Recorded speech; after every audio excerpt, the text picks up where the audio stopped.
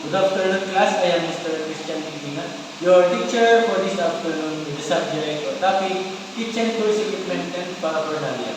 But before we start, let us have our prayer, and Mr. Kit, can you please lead the prayer?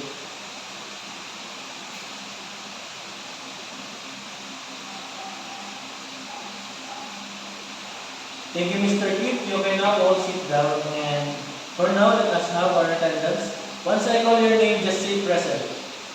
Aranilia, Arquisa, Biscocho, Dalida, De Leon, John Lai, Enriquez, Heron, Mando, Maravilla, Matriano, Miones, Paz, Peñamante, Forte, Quinto, Roca, Roses, Rufo, Salitico, Septiembre, Tamayo, Tolentino, Usman, and Valdivesa.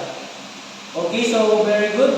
We have 0 absent in this afternoon. So before we proceed to our discussion, let us proceed now to our motivation. So our motivation is entitled Guess and Arrange.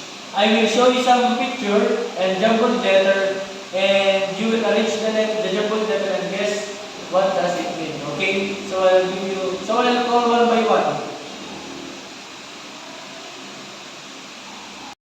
So now let us proceed to our classroom rules. So first, sa ating classroom rules, una is respect everyone, especially your teacher. Respeto nyo ang inyong guro na nagtuturo sa unahan. Okay? So second is listen to the teacher. Third one, raise your hand if you have a concern or you have to answer. Raise your hand kung may sasabihin, gano'n, basta kung may sabihin ka, just raise your hand. So last is be cooperative. So, let us now proceed sa ating topic. Pero, ano nga ba ang natutunan nyo? Or what did you learn in the past lesson or the previous topic? Yes, Miss Jessica.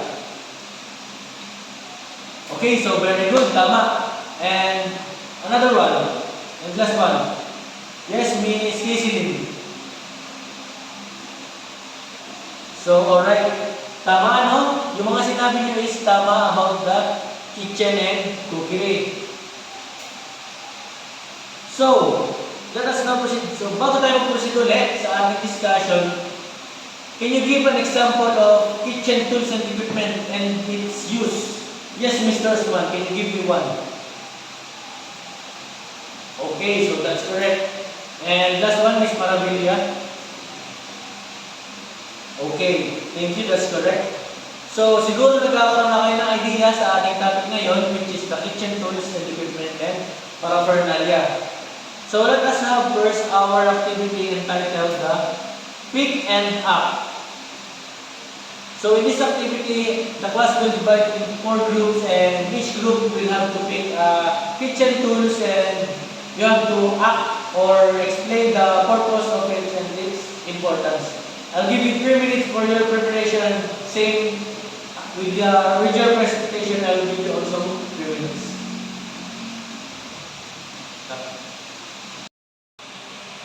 So since we are done in our activity and everybody does a good, let us give ourselves a round of applause. Palakpakan natin ang ating mga sarili dahil maganda ang inyong mga present, especially sa group 1. All groups, actually, lahat nagpakita sila ng tama, naiyak naman nila, and yun nga, pumili sila ng tools, alam naman nila yung kanilang mga purpose, and ipakita nila ng maayos sa ating klase. So very good.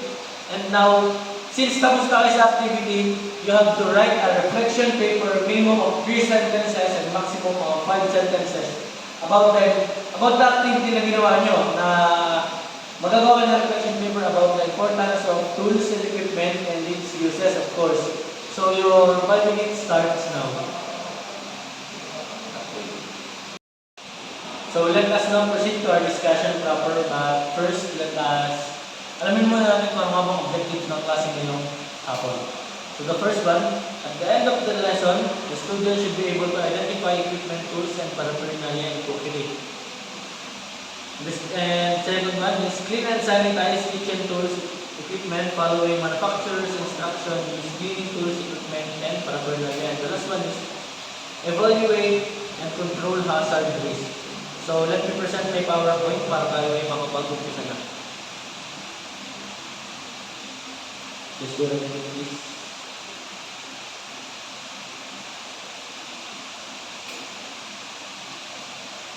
So yan, pakaya TV. So let me just turn this on.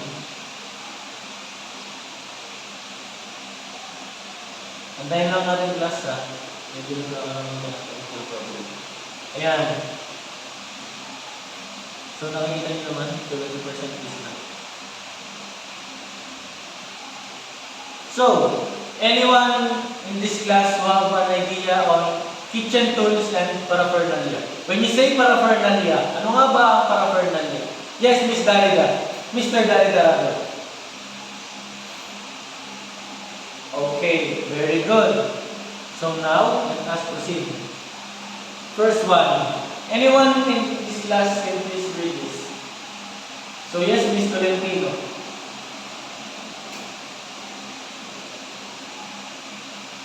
Okay, thank you. Sit down.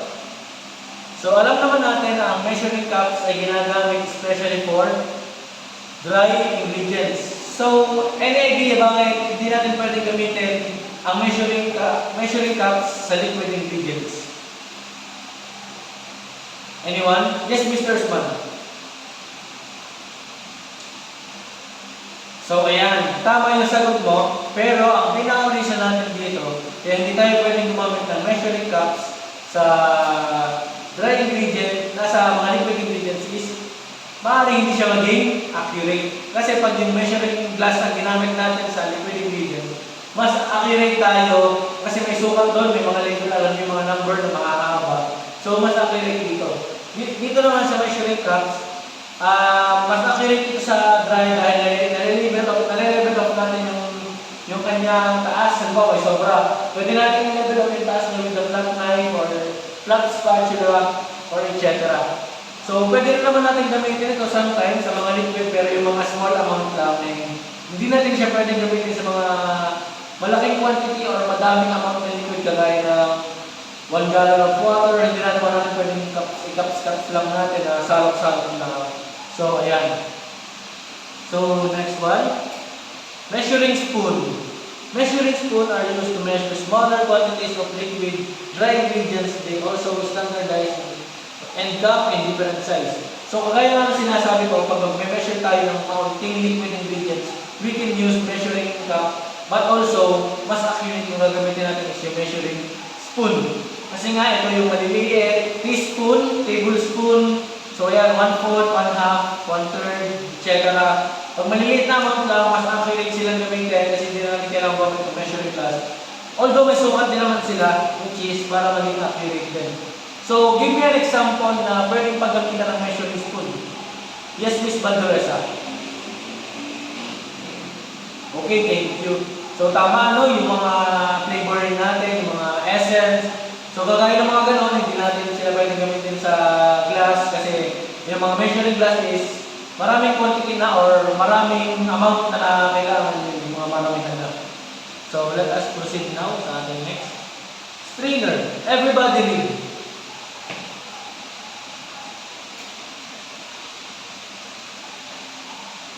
So, saan nga ba ginagamit si strainer? Yes, Miss. Okay, tama. Sa pagsasala. Yung pagsasala natin is para matanggal yung mga buo-buo kagaya sa mga tubig or sa mga niluluto na, sa mga sauces. Pag gumagawa tayo ng sauce, for example yung sauce, gagawa tayo ng sauce, may mga buo-buo doon, mga buo-buo na cornstarch, or etc. Kailangan natin silang i-filter, which is gagamitin na natin itong si strainer. So, ang purpose ito is para nakasala, para hiwala yung buo, hiwala yung solid sa liquid. So, nakasaad din dito na ginagamit ito para tanggalin dirt, lumps from dry ingredients. So, hindi lang para siya sa liquid. We can sift May sifter naman tayo, pero minsan ginagamit natin is yung strainer. Yung halimbawa, yung sa mga harina. Tinatanggal natin yung malalaking particles ng harina at natitira yung mas pino. It is used also to combine dry ingredients and extract milk from this desiccated coconut. So yung paggagata, at kami din naman kasi paggagata, di ba? Di ba paggagata, pipisay natin yung buyo, kinayod na niyog, and sasalain natin siya, pwede natin yung pitchen na nito yung pinagpigaan, meron pa ng mga tira-tirang niyog, sasali natin with the use of strainer, mahihiwalay na siya. So, nag-gets? Okay, thank you. So, the next one is serving tong. Okay. Miss Kisilin, please read. Okay. Nakalagay naman dito sa serving tong is to grab, transport production. Siyempre, kung tayo ay nasa field or nasa industry ng pagkain, nasa mga restaurant, hotel, napaka-informal. Kung gagamihan sa mga Indian, yung mga pagkain, kinakamay lang nila without gloves man lang, plastic gloves lang, wala. So, napaka-informal at maling-malinis ang food industry. Siyempre, yung serving food, you have to use the serving tong para mas better grip. Bawa, for example na lang, mainit yung pagkain. Although pwede naman tayo gumamit ng kutsara, tinidor, pero mas maganda kung nagamitin natin is si serving tong kasi siya ay sipit. Mas nagagrab natin, mas more power. Pag malakas yung power natin sa pag-grab, mas nahigpit yung hawak natin sa pagkain, mas mababa yung chance or possibility na mahulog yung pagkain. So when that works, it gives a better grip. Mas nag-grip natin yung pagkain at mas nakakaiwas tayo sa contamination kasi kung gagamitin natin yung ating kamay, maaaring mamaya, kung saan pala tayo lumangkot sa mga sobrang duming bagay, ilalangkot din natin sa pagkain.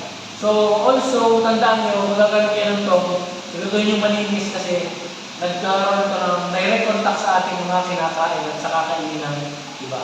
So, nag-gets? So, ayan. Yes, Mr. Arnelia, ang ating tanong ay, okay. Ang tanong is, anong pinagkaiba ng mga panluto na tong serving tong? So, I think yung mga mahahabang tong, especially ginagamit siya kapag mga boiling or frying, yung mga maiinit talaga kasi pag maiinit ginamit natin sa pagluluto, mas napunta yung kainitan ng ating mga niluluto sa kamay natin. So, mas better kapag mahaba yung mga tong na ginagamit natin, hindi maiinitan yung kamay natin, hindi tayo mapasok. So, syempre, we can use din naman yung mahaba tong sa pang-serve ng pagkain. So, that's the same purpose lang naman. Pero may iba sila ang gagamitan ng purpose. Next one. Can opener. Everybody read. Okay, thank you. Anyone? Saan ginagamit ang can opener? Yes, Mr. Paz. Tama, no? Sa pambukas ng lata. So, may alternatives din tayo sa mga can opener gaya pag nasa picnic or outing tayo, outside camping. Wala naman tayong choice, hindi maghanap talaga ng alternative, we can use knife. Nakapagbukas tayo ng lata using knife kasi yung sharp edge nito, yung matusok. Tapos di ba matalim na yung pwede natin, gano'n lang, bubuksan na. So, pag naman nasa kusina tayo, we usually use can opener and madali, mas naging convenient yung pagbubukas natin ng mga lata dahil pag ito yung lata, ibibigyan mo na siya ng can opener, ibigyan twist, and hanggang sa maging bukas na yung lata. So, meron siyang comfortable grip at turning knob. Yung turning knob na is yung iniikot natin para mabuksan o para umikot yung parang thread niya na kumakagat sa lata. So, nagigets po? So, okay, thank you. Next one, cutting board. And everybody please read.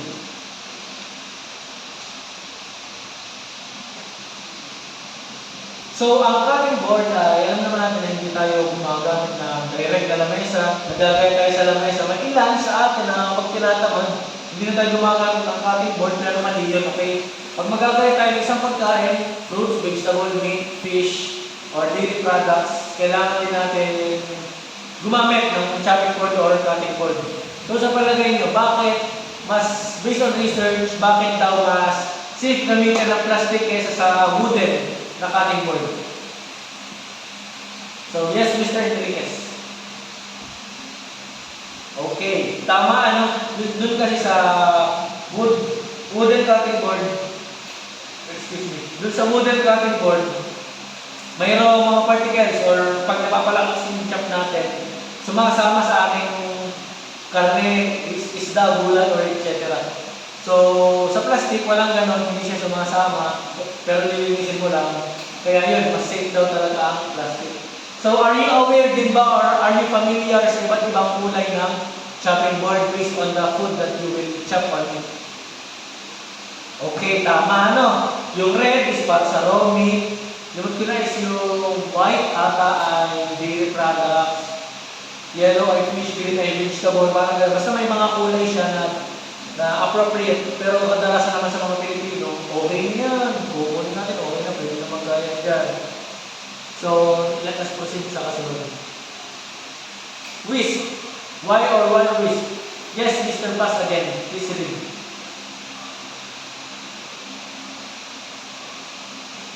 So, ayan na, no? Tama, Mr. Bass. Thank you. Sit down. Sit down. Used for whipping eggs or butter. Ito yung kauna-unahan, ano? Kasi ito nga naman talaga yung pinaka-use nito. Pinambabati natin siya ng itlog para maging scrambled eggs or butter, mixture of fat and flour. So, pwede natin siyang gawin sa gravies, sauce, or anything na liquid na pwede natin i-mix. Pero may alternatives din tayo dyan, gaya ng tinidor. Pinambabati din natin ng itlog, pero mainly, ang ating ginagamit sa kitchen or sa mga laboratory is yung wire whisk na para siyang mga kawad na sa lasa labig na pinambibit natin ng mga food natin na liquid. Okay, nag-gets ba? Now, let us proceed to our next equipment or tools. Mixing bowl. It is a container or vessel for food mixing when it comes to different size. So, mixing bowl, kadalasan ginagamit natin siya for baking. With tayo na mix ng mga dry and liquid ingredients na bawa yung flour and egg, tapos yung mga butter na BUTT or mix with the juices. Diyan natin siya mini-mix para since mixing bowl ay malukong or malalim, naiwasan natin yung pag-spill. Mas nami-mix natin siya ng paayos dito. So napaka-basic naman ito. Nakikita natin siya sa laboratory ng ating school at maraming ibang sizes dito. May malaki, may maliit. Depende na lang sa amount or quantity na lulutuin mo or i-mix mo. Nag-gets? Okay. Gising pa ba lahat? Gising. So next one, vegetable peeler. Please read. Everybody. 1, 2, 3.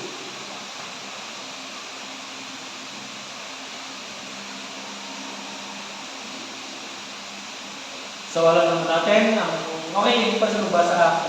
Ang vegetable peeler is yung pampalat natin ng mga gulay, hindi lang gulay, prutas din, pwede natin siyang gamitin sa prutas. Pero, may mga gulay na hindi natin pwede gamitin ng vegetable peeler kasi siya yung mga kapal ng balat. Sa prutas, meron din. Yung mga prutas pwede natin gamitin sa mansanas, etc. Manipis ang balat, mangga, yan, pwede natin gamitin ng peeler. Pero sa mga saging, coconut, pineapple, hindi natin siya pwede gamitin ng peeler since ang balat ng mga prutas na ito ay bakapal. So yung mga vegetable peeler naman sa mga potato, carrots, etc. na manipis. Basta tatandaan yung manipis lang balat. Kasi pag makapal ang balat, maaaring hindi siya mabalatan ng maayos or inverse, maaaring masira yung ating peeler. Okay, so let us proceed now. Equipment. Tools that are more complicated are called equipment. They can be in small electrical appliance such as mixer or a large, expensive power-operated appliance such as range or a refrigerator. They are important in kitchen and food establishment. So, anong pinagkaiba ng tools at equipment? So, may pinagkaiba po sila, no? Ang tools po is yung mas maliit, mas handy. Kung baga, halimbawa, itong tools kaya mawawala isang kamay, dalawang kamay. Si equipment is malalaki na siya. So, di pa, ganyan, mataas. So, yung mga stove, gas range, oven, yung malaking oven, industrial oven, electric mixer, tsaka siya ay kailangan ng kuryente para gumana. So, the first equipment is electric mixer. Mr. Dalida, please read.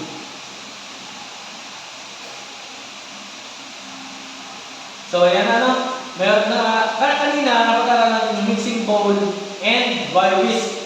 So, when we are using the mixing bowl, of course, gagamit tayo ng mixing tools, which is yung wire whisk. So, ito yung mano-mano na ginagamit natin. Gaganyan, mix, mix, mix. So, with the use of electric mixer, mas convenient at mas papadali na yung paghahalo natin ng mga ingredients. Since ilalagay lang natin doon sa bowl, yung mga liquid and dry ingredients, sasaksak natin siya, we have to turn it on, and we have to wait for a few minutes according sa ating luto, and kusa na siyang hahaluin yung pagkain o yung mixture. Okay, gets ba? Okay, thank you. Next one, barbecue grill. Cooking equipment in broiling fish, meat, or vegetable like corn and sweet potato. In other word, or in Tagalog, ihawan. Diyan tayo nag-iihaw. We put some charcoal in it, papabagahin natin yung charcoal hanggang sa magbaga. Tapos meron siyang grill. Yung parang grill. Hati-hati lang siya bilog, then hati-hati. Tapos doon sa bilog na yun, papatawan ng meat or fish, dahil anong fish natin ihawin. You'll wait for a minute, and there you have it. It's already grilled or boiled. So next one, pressure cooker. Anong pinagkaiba ng pressure cooker sa mga simpleng casserole or kaserola? O mga kaldero lang? Wala? No idea? Anyone? Okay, so ang pinagkaiba ng pressure cooker is sa mga matigas na bagay, sa mga karne, pata. Kasi dito, yung pressure cooker, once you put the food inside, kailangan mo siya nila kasi may goma siya, may uling siya na sa may takip, which nakaka-help sa pagsisil. Pag nakasil na siya, once you open the stove, and nag-heat na siya, yung pressure naiipon sa loob. Pag naiipon siya sa loob, nag-focus ng steam at pwedeng naman, maaaring na lumabot yung mga pagkain, or lumalambot yung pagkain yung sa pressure na naiipon sa loob. At also, you have to kailangan natin intindihan na ang paggamit ng pressure cooker, hindi natin pwede tanggalin yung takip pagka basta-basta. Kasi pag tinanggal mo yung takip, once may pressure pa sa loob at tinanggal mo yung takip, ang tendency niya is sasabog. So dapat aware tayo sa paggamit nito. Meron mo na natanggalin na cup. Ito, tatanggalin natin siya, tapos matatanggal niyan, sisingaw siya. Pag narinig mo wala ng steam o wala ng singaw, safe na siyang buksan. Okay? Next one. Oven. Used to dry heat food cooking like baking that may be fueled or liquid fueled petroleum gas or LPG. So the next one is oven. So typically ginagamit natin ito pag bake, and ipapasok lang natin siya dito yung white plate or pan. Baking pan, papasok lang natin siya. May timer yung heat, and yun.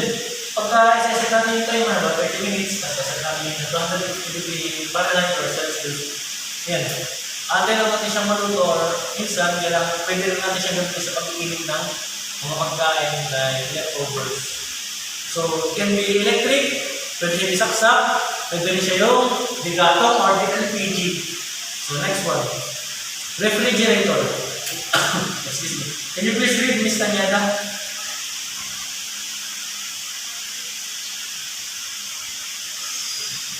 So, ayan. Ito ang refrigerator with is equipment with a low temperature internal atmosphere. Means, malamig sa loob ito ay malamig sa loob na pwede natin paglagyan ng mga fruit, vegetable, or other food. Even yung mga tira natin, mga leftover. Diba ginagawa ng mga Pinoy, yung mga tira natin pagkain, nilalagay natin sa refrigerator para hindi siya mapanis kasi meron nga siyang malamig na temperature sa loob at nakakatulong ito sa pag-preserve ng ating pagkain. Same with the use ng mga lalambot sa butter. Para hindi siya mag-melt, lalagay natin sa refrigerator para hindi siya melt. Appropriate cleaning tools. Everyone, please read.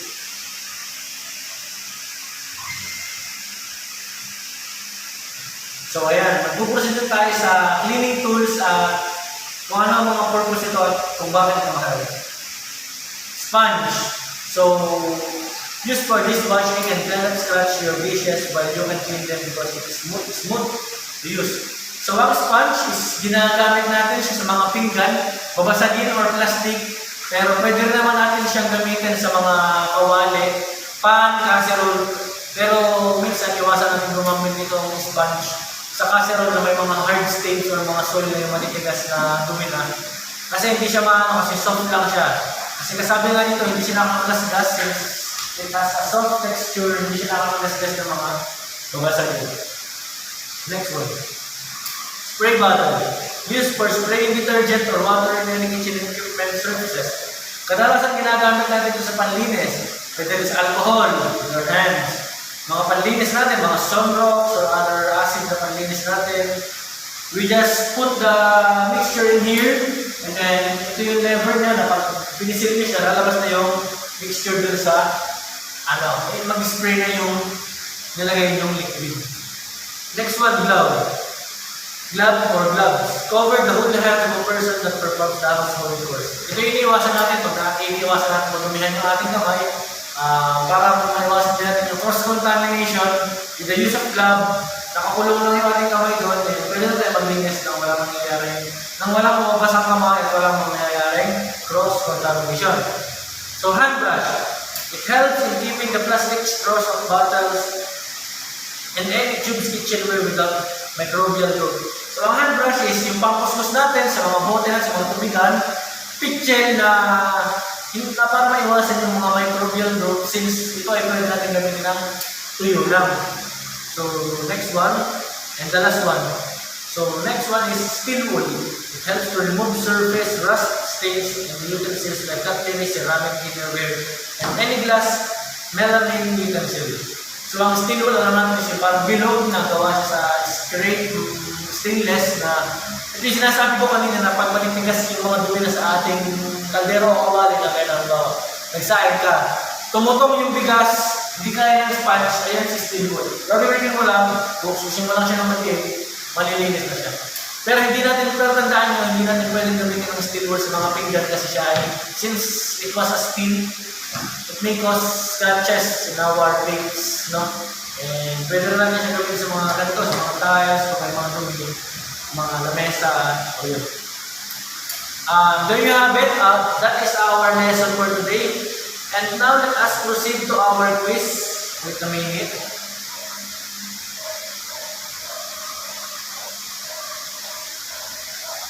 Okay. Let me just cut one a bit. So, ayan, tapos na ang ating lesson. May natatandaan ba sa ating lesson at kayo mag-isip at nakikinig sa ating discussion? Okay, so kung may natatandaan, Mr. Kent, makikita nyo, give me one example of tools and equipment na ginagamit natin sa ating bahay, sa kitchen and its use. So, from Mr. Kent to Ms. Valduesa, isa-isa, kasagot kayo, okay?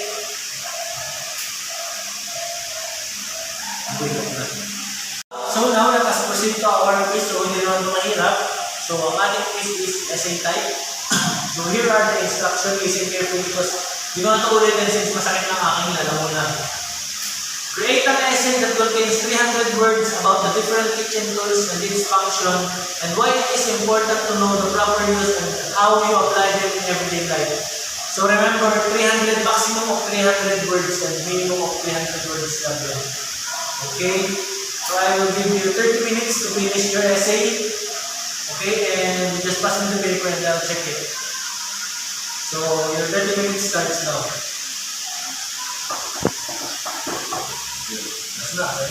So to improve your learning at home, I will give you an assignment. So hindi naman ito kahirapan. Ang ating assignment is create a collage about kitchen tools and equipment. So take note of that. I will read it again. Create a collage about kitchen tools and equipment. So, okay, that is all for today. Let's call it a day. Goodbye, class. Okay, thank you.